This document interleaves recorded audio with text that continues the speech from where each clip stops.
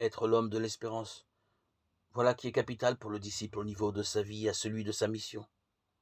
Cela ne résume-t-il pas tout ce qu'il est? Comment en effet être l'homme de l'espérance s'il n'en est pas celui de la miséricorde et celui du dialogue avec Dieu et avec les hommes? Le schéma traditionnel de l'action missionnaire consistait dans l'esprit de bien des chrétiens, à annoncer d'abord la foi qui provoquait à l'espérance pour aboutir à la charité.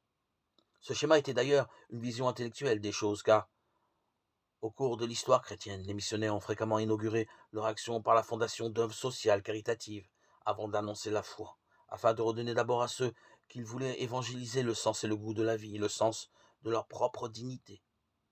Quoi qu'il en soit, le schéma en question est aujourd'hui caduc. Ce n'est pas d'abord par sa foi que le chrétien apparaît comme original par rapport aux autres hommes.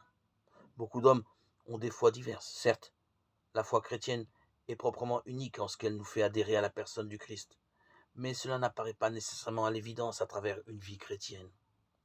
Quant à la charité, elle n'est pas, Dieu merci, l'apanage des chrétiens. Dieu ne limite pas le don de son amour à ceux qui sont recensés dans les assemblées, communautés et églises diverses du monde.